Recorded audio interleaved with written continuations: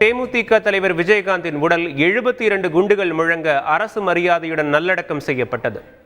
நுரையீரல் அலர்ஜி காரணமாக கடந்த 28ஆம் தேதி விஜயகாந்த் மருத்துவமனையில் உயிரிழந்தார். இதனையடுத்து அவரது உடல் சாலிகிராமத்தில் உள்ள வீட்டில் வைக்கப்பட்டிருந்த நிலையில் முதல்வர் மு.க. ஸ்டாலின் உடனடியாக வந்து அஞ்சலி செலுத்தினார். இதனையடுத்து கோயம்பேட்டில் உள்ள தேமுதிக கட்சி தலைமை அலுவலகத்தில் பொதுமக்கள் அஞ்சலிக்காக வைக்கப்பட்டது. தொடர்ந்து பல்வேறு அரசியல் கட்சி தலைவர்களும் திரையுலகைச் சேர்ந்த பிரபலங்களும் நேரில் வந்து அஞ்சலி செலுத்தினர். இதனையடுத்து சென்னை தீவுத்திடலுக்கு கொண்டு செல்லப்பட்ட விஜயகாந்தின் உடலுக்கு தமிழகம் முழுவதிலும் இருந்து வந்திருந்த லட்சக்கணக்கான தேமுதிக தொண்டர்கள், பொதுமக்கள் மற்றும் நடிகர் நடிகைகள் நேரில் அஞ்சலி செலுத்தினர்.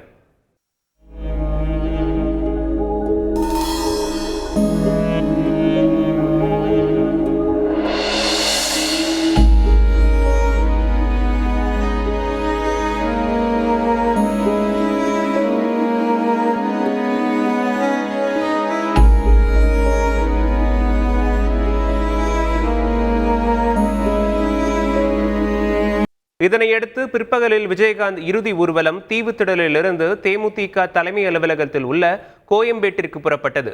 சுமார் 3 மணி நேரம் நடைபெற்ற இறுதி பேரணியில் லட்சக்கணக்கானோர் பங்கேற்றனர். சாலையின் இருபரங்களிலும் கூடியிருந்த பொதுமக்களும் தொண்டர்களும் விஜயகாந்த் உடலுக்கு மலர்களை தூவி கண்ணீருடன் அஞ்சலி செலுத்தினர்.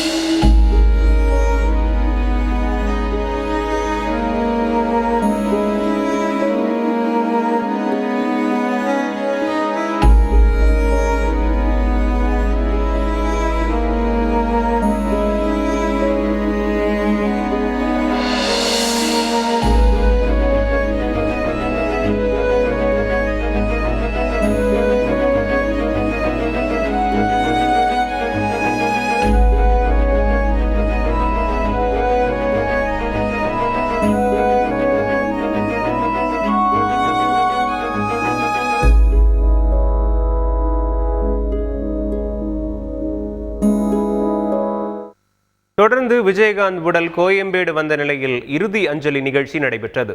முதலமைச்சர் மு.க. ஸ்டாலின் கலந்து கொண்டு மலர் வளையம் வைத்து விஜயகாந்த் உடலுக்கு இறுதி மரியாதை செலுத்தினார். அவருடன் அமைச்சர்கள் K.N. நேரு, மா. சுப்பிரமணியன், உதயநிதி ஸ்டாலின், தாமோ அன்பரசன், தங்கம் தென்னரசு, T.R. பாலு, MP ஆகியோரும் கலந்து கொண்டனர். புதுச்சேரி துணைநிலை தமிழிசை சவுந்தரராஜன், முன்னாள் முதலமைச்சர் O. பன்னீர்செல்வம், அதிமுக சார்பில் முன்னாள் அமைச்சர் ஜெயக்குமார், முன்னாள் மத்திய அமைச்சர் பொன் ராதாகிருஷ்ணன், தமாக தலைவர் G.K. வாசன் உள்ளிட்ட அரசியல் கட்சி தலைவர்கள் இறுதி நிகழ்வில் பங்கேற்றனர். இதனையடுத்து 72 குண்டுகள் முழங்க அரசு மரியாதையோடு விஜயகாந்த் உடல் சந்தனப்பேழையில் வைத்து அடக்கம் செய்யப்பட்டது.